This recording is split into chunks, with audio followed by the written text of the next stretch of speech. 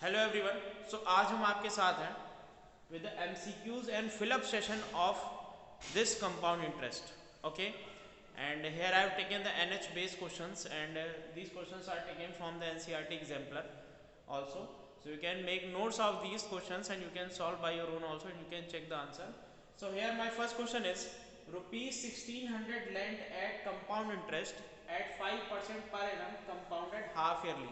अब केस आ गया half yearly का। तो हाफ ईयरली में हमने आपको बताया था time, what is the time, time is double. तो टाइम आपका 2n हो जाता है, बिकॉज एक साल में कितने हाफ ईयर होंगे, 2 हाफ ईयर होंगे। एंड रेट क्या होता है, रेट हाफ हो जाता है, क्योंकि हर 6 मंथ्स बाद आपको इंटरेस्ट पे करना है। So here the amount will be equal to p into 1 plus R को आप क्या करेंगे, r अपॉन 2 कर देंगे अपॉन 100, और टाइम को क्या करेंगे, डबल कर देंगे, 2n हो जाएगा। Okay, by this you can get the value of amount. So ये आपका हो जाएगा P दैट इज प्रिंसिपल, तो 1600 है, 1 प्लस R यानी R अपॉन 2 लेंगे, हाफ ईयरली है।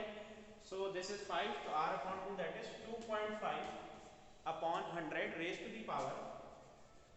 यहाँ पावर क्या हो जाएगी, पावर यहाँ पर हो जाएगी आपकी 1 ईयर है, तो 1 ईयर में कितने हाफ ईयर्स होते हैं, 2 हाफ ईयर होते हैं, तो पावर आपके यहाँ पे 2 हो जाएगी। और इसको सॉल्व करते हैं, तो ये आपका आ जाएगा 1600 into this will be 102.5, so 102.5 upon 100 का होल स्क्वायर। तो देखिए यहाँ पर ऑप्शंस में देखिए 1600 से कम तो आंसर नहीं आ सकता, 1600 से ज़्यादा ही आएगा। और ये आंसर आप इसको सॉल्व करेंगे तो आंसर आप सॉल्व कर लीजिएगा, I think you will get 1681। So rupees 1681 will be the correct answer. So here C option आपका क्या होगा, करेक्ट होगा। ओके, क्लियर है। नाउ मूव करते हैं क्वेश्चन नंबर 2 पर। Suppose a certain sum doubles in 2 years. कोई सर्टेन सम है, मान लीजिए 100 है, वो डबल हो रहा है 2 इयर्स में at r percent rate of interest, simple interest, यानी स्मॉल r है आपका rate of simple interest, 8% per annum simple interest, और r परसेंट यानी capital R is the rate of interest compounded annually, then we have. आपको पता है compound interest में amount is greater than the simple interest, in simple interest amount is slight bit less than the compound interest. तो यहाँ पर क्या होगा, यहाँ पर आपका r जो होगा वो लेस देन r होगा, ठीक है। जो कंपाउंड इंटरेस्ट का रेट होगा वो जाहिर सी बात है सिंपल इंटरेस्ट के रेट से कम होगा, क्योंकि वो दोनों सेम आ रही होंगे, ठीक है। सो हेयर बी ऑप्शन आपका क्या है, B option is correct. Move करते हैं क्वेश्चन नंबर 3 की तरफ। So question number 3, question number 3 हमारा यहाँ पर है a sum is taken for 2 years, okay, at 16% per annum if the interest is compounded after every 3 months. तो इंटरेस्ट जो है वो compounded after every 3 months, it means interest is compounded quarterly, हर एक क्वार्टर यानी हर एक 3 महीने बाद आपको इंटरेस्ट देना है, ठीक है। Then the number of times for which interest is change in 2 years is, तो 2 साल में कितनी बार चेंज होगा, तो जितने क्वार्टर होंगे 2 साल में उतनी बार आपका इंटरेस्ट क्या होगा, चेंज होगा।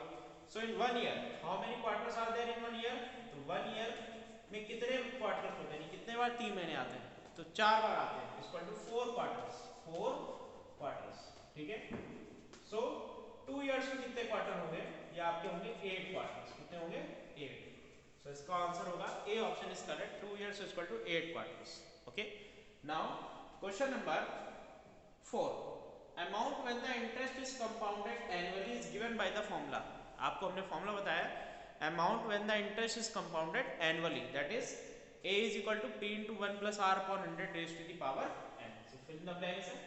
A is equal to p into 1 plus r upon 100 raised to the power n. This is the formula where a is the amount, p is the principal or sum borrowed, r is the rate percent per annum and n is the time in years.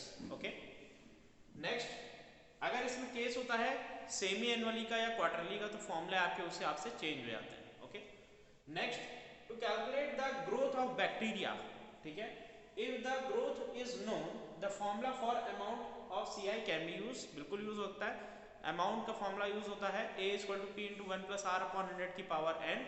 तो यहाँ पे formula थोड़ा सा change हो जाता है, यहाँ पे वी और वी नॉट ले लेते हैं। वी इज इक्वल टू, तो इसका आंसर आपका ट्रू फॉल्स है, तो इसका आंसर आपका ट्रू होगा, ट्रू होगा answer, this is the true statement. And यहाँ फॉर्मूला कौन सा यूज होता है, आप यहाँ पे साइड में देख लीजिएगा। ओके, फॉर्मूला यूज होता है v is equal to V naught. So यहाँ पे फॉर्मूला यूज होता है v is equal to V naught 1 plus r upon 100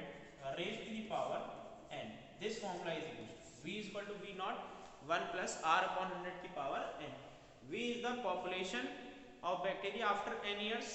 V naught is the present population and R is the rate of growth and n is the time. Okay.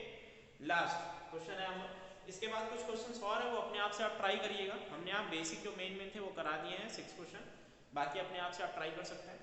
6th question is compound interest is the interest calculated on the previous years amount. So हम लोग simple interest से compound interest में कैसे आते हैं. Simple interest 1 year का और compound interest 1 year का आपका सेम होता है. ओके. नाउ सेकेंड ईयर की जब बात करें तो जो अमाउंट होता है आपका सेकेंड ईयर का सिंपल इंटरेस्ट में वो आपका प्रिंसिपल होता है and in the compound interest. Second year का जो अमाउंट होगा सिंपल इंटरेस्ट में वो आपका सेकेंड ईयर का क्या होगा, प्रिंसिपल होगा in the case of compound interest. So this statement is true. So this is also true. Okay. Now I will back with the subjective questions of this NH. Okay, thank you and stay connected for recent updates.